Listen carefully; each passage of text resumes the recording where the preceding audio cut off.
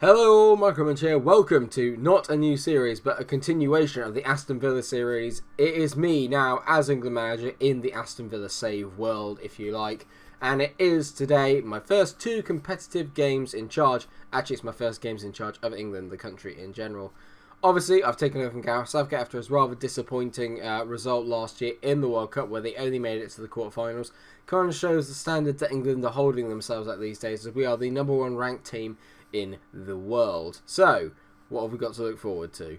We are in the European Championships qualifying Group A. I'll have to check out where the Euros are going to be held, but they are for 2024. As you can tell, we are in with Denmark, Hungary, Ireland and Latvia. Today we'll be taking on Denmark away and hosting Ireland at Wembley Stadium. Two games you would probably expect us to win. Denmark are going to naturally be our biggest challenges in the group, I would imagine. So let's hope we can get off to a good start. In terms of the squad, it's actually not that many names that you won't recognise. It's a very similar team to the one that has just been to the recent World Cup. You got Butland, Pickford and Angus Gunn as your goalkeepers. Max Aarons, Jamal Lascelles, John Stones, Trent Alexander-Arnold, Declan Rice, Eric Dyer, Joe Gomez and Jay De Silva, along with Ben Chilwell as your defenders. Then you've got Lewis Cook, Jadon Sancho, Ross Barkley, Phil Foden, Jesse Lingard, Raheem Sterling, Dele Alli, Jack Lancaster, who is yet to play for England, but he makes the squad as well. And then, of course, you've got him, Harry Kane, Marcus Rashford, and Eddie Nketiah up front, who is possibly the best English striker in the game at present, although he's not having his best year this year. So, we line up then with Jack Butland in goal, Ben Chilwell, Lascelles, Gomez and Max Aarons as the back four. It's worth noting that I've made Jamal Lascelles captain, stripped Harry Kane of the captaincy. I prefer Lascelles' attributes in terms of being a captain. Leadership of 17 makes me a little bit excited, as did the teamwork of 15. Harry only had leadership of 15 and teamwork of, I think it was around about 10 or something. So even though he's obviously more of a kind of recognised figure, I do think that I prefer having Jamal Lascelles. And I want to stamp my authority on the team straight away and let them know that no one is secure a place, apart from Jamal Lascelles apparently. Joe Gomez is by far our best player as well. 4.5 star. He's an elite centre-back, which is why I'm playing him today and taking the gamble.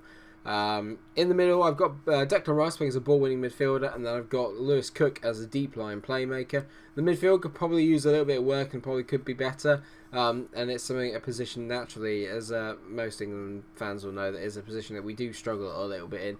I just didn't get Jordan Henderson in because he's 32 years old now. In hindsight, wish I had.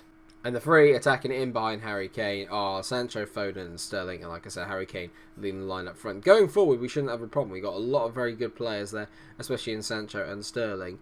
Denmark playing a very similar formation. They've obviously got Kasper Dolberg up front. They've got Højbjerg and Delaney in the midfield. So they might have better players in the actual midfield department. Interesting to see that Christian Eriksen isn't there. But I'm going to say I expect to win tonight passionately. I do expect to win for my first game in charge. It'll be a nice way to kick off the my stint as England manager. Hopefully it won't be a poison chalice for me, as Gareth showed it can be enjoyable. It's worth noting that if I'm a bit sniffly and I cough a lot, it's because this cold that I've had is literally just keeps picking up now. There's no getting away from it. It is a pretty bad one and I can't really hold it together, but I want to keep making the videos. I think I might have fixed my rendering problem, so I'm hoping that the episodes will come out a little bit more regularly going forward. Phil Foden over a free kick for the first highlight. And Dolberg heads away nicely there. Now Falk on the ball. What's he got in his locker?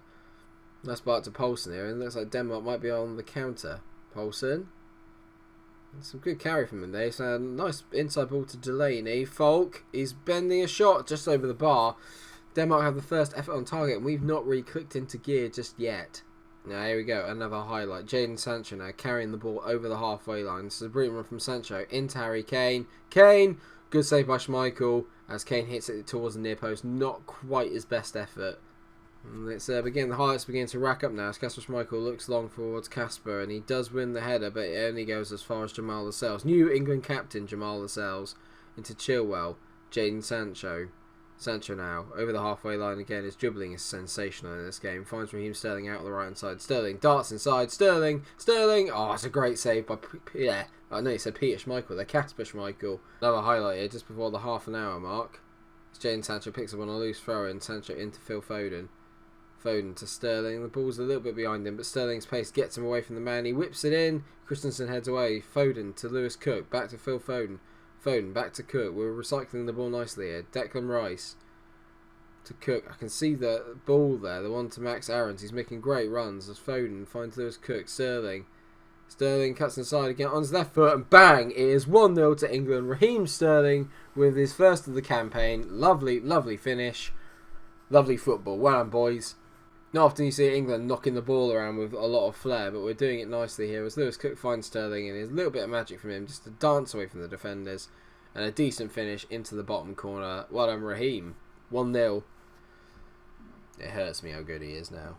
You've got to remember that Denmark are probably going to be our biggest rivals in the entire group, so actually getting through this is the most important thing, and getting results against them, because you'd like to think that we'll probably turn over the other teams, but we need to get the job done here against Denmark. As Foden whips the ball to the back post, Raheem doesn't quite make it. He gets to it now. Sterling into Foden, back to Raheem. Sterling to Chilwell. Chilwell tease it. Phil Foden. It's 2-0, and we are in complete control now of the tie. Of the game. It's not a tie. I have to say, I'm enjoying this England a lot. The quality of players I've got to work with is absolutely brilliant. As Sterling kept passing it around there. Lovely ball into Chilwell. Chilwell squeezed it across, and Phil Foden, first time finish. Bang! Into the top corner. The three lines are rocking. After a bit of a slow start to the half, we are 2-0 up at the break, and it's been a much better second half to it. I'm going to certainly say I'm very happy with the way things are going. Keep it up. Now it's time to rest up some players. Joe Gomez can come off, and on comes John Stones. I'm also going to take off Jadon Sancho because he's on a yellow card. I'm going to bring on Marcus Rashford. Those are the kind of changes you want to be able to make. Do you know what I mean? That is just two sensational changes. There's a lot of depth. With an hour gone, it's the moment we've all been waiting for. On comes Jack Lancaster for his England debut. Advanced forward. Come on, Jack. Only 10 minutes to go, and Denmark go long again in the hope of finding something, but not this time. Jamal Lascelles and Chilwell deal with it nicely. Now Marcus Rashford cutting in from the left-hand side. Plays it back to John Stones. He's got a bit of time here, John. It's not his best ball, I have to say, as Brun Larsen cuts out a pretty weak lofted cross, or lofted pass, rather. Brun Larsen tees it, and it's over the bar. It's been a very dull second half. Not a lot happening, really. We seem very content just to kind of knock the ball around and just keep it away from Denmark and not go for the killer third. Stones to Lewis Cook, and that is it. A comfortable 2-0 win away from home, and my start to the England managerial position goes very well. I have to say that was a very decent performance. I'm going to say, well done, lads. That was a good win for us, assertively. No complaints. Very good. Next up is Ireland at home, and one thing I've noticed, actually, in this... I don't know how I feel about doing this, because obviously you could say it's not cheating, but it is a little bit naughty, I think, is that we've got Liverpool at home with Villa at the weekend. Could I play Liverpool players more than I need to against Ireland? And obviously you get them to play the whole game. In all fairness, I rested up Trent Alexander-Arnold, and I took Joe Gomez off at half-time, so in all fairness... I do think that there is a chance, really, that I can probably get away with playing with them, to be fair.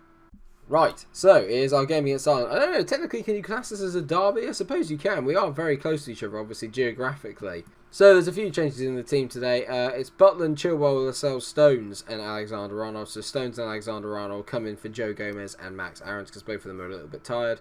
Dyer and Cook are going to be our midfield too. Eric Dyer suits that ball in midfielder much better than Declan Rice does. Rashford, Foden and Sterling are the midfield three in behind Jack Lancaster, who leads the line today.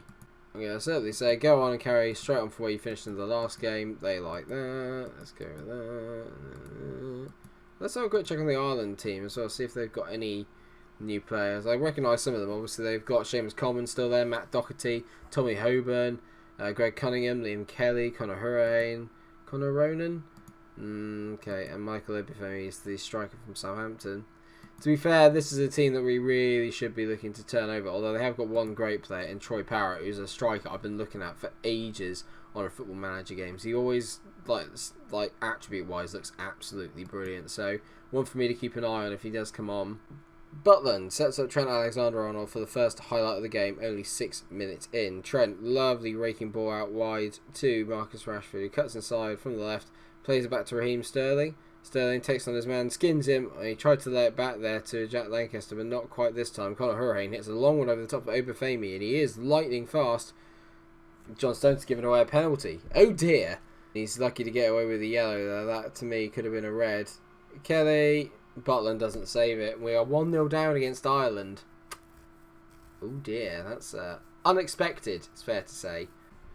I mean, that's poor from Butland. That's not great keeping, is it? Let's be fair. Problematic here. That was not in the script. I'm demanding more from the boys here. It's not been a good start to the game at all. And 27 minutes in, we've not really had much of a highlight apart from that Rashford header that sailed over the bar. Other than that, we've created nothing, really. Another long ball over top of Conor Hurricane. Finds Obafemi, and Stones finally... Stones has fouled him again. Obafemi is at the beating of Stones all day, and it looks like it's another penalty. And John Stones is off here. This is not going how I thought it would go at all. Should have just kept Joe Gomez on. Bugger. Ah! Well. Problems. Well, I'm going to have to drop Eric Dyer back into the defensive position, and I'm going to have Cook playing a bit further back. Forget the short passing. We have to go a little bit more standard. Forget playing out of defence. We still got the players to turn this around, especially if we can save this pen. Come on, Jack. Save it, mate, please. I don't want to be known as the England guy who lost his first game at Wembley. Butland, great save. We are still in this. Come on. Right, up the other end. If we can just get a goal back, that'd make us focus to go on as Rashford tucks in and Raheem Sterling cross at the back post. 1-1 with 10 men. Come on, England. God, this is going to be hard work. We're making hard work of this. Lovely player from Trent to find Phil Foden. He plays a lovely ball to Sterling. One touch out of his feet. A wonderful ball, and Rashford cannot miss that like he missed the one earlier on. Get him. We are equal. Come on. Well, despite being man down, we've still bossed this game, and it's 1-1 at half time. I'm going to say keep going out there, and we can still win this one. Where is John Stones, though? Because I'm going to have a go at him, and I'm going to assertively say I'm disappointed in you for getting sent off, and he is fired up by that. Defence has been pretty good, to be fair. Other than that, we've not really let in many chances around the back or any counters or anything. I'm going to take Phil Foden off because he's quite tired. I'm going to bring on Dele Alli. I'm also going to take Jack Lancaster off and bring on Harry Kane because Ali and Kane are well known for playing up alongside each other. We've got the personnel. It's just, obviously at the moment we don't have the numbers, and I'm wondering if fitness is going to become an issue as the game wears on. Chilwell into Marcus Rashford. Rashford to Lewis Cook. Cook, great ball up to Ben Chilwell. Chilwell whips it in. It's not the best cross. No one really there for it. Trent. Nice ball to Dele Alli. Ali hits it just over the bar. Come on. We need a moment of magic from somebody to turn the game. Trent whips in a ball. Cunningham heads it straight back into the middle. Lewis Cook heads it. What's going on here? Why is everyone so far up? Obafemi is in on his own. He's not going to miss this. Oh, what a save by Butland. What was the defending there? It's been quite an exciting game for a 1-1, I have to say, but we've not played particularly well in this game. We could have done a lot better, even with 10 men. I still fancied us to get through this, although there is a late chance here as Chilwell throws it in. Rashford to Trent. Square wide. Oh, Trent Alexander-Arnold hits an absolute worldie into the bottom corner. It's 2-1 in the 90th minute. Get in! Beautiful stuff. The changes have worked. The rotated team is doing the business as Rashford finds a nice ball out to Trent. He has so much room, gets one big touch out of his feet, and it almost looks like he just toe punts it. Really hard, really low, past Bazunu, into the goal. Get in, England. We're grinding it out. We're grinding it out. Dele out to Harry Kane, and that is it. It is 2-1 to the England. Liam Kennedy's second penalty miss, well, he's missing the second penalty because he tucked the first one away, was crucial. Absolutely crucial in turning that game on its head. Get in, boys. Well done. I think this episode, that's a pretty good start to being England manager. Two games, 2 wins. That last one was a little bit shaky against Ireland, but considering we spent 70 minutes with a man down, I'll take that every day of the week. In terms of where we come back next time with me as England manager, it's going to be on the 7th of June against Italy in the International League semi-final, which means that's going to be the UEFA Nations League International League semi-final. Very exciting to hear it. We actually knocked Italy out on penalties in the World Cup, so there's a chance it could happen in the Nations League as well. But that's not for a few months, and basically between now and the end of the season, all the focus will be on Aston Villa. Thank you so much for watching the episode. I hope you've enjoyed it. If you have, then please do like, share and subscribe. Make sure you come back for the next episode, which will be back with the Aston Villa save. It will be episode 40. And until I see you again, stay cool.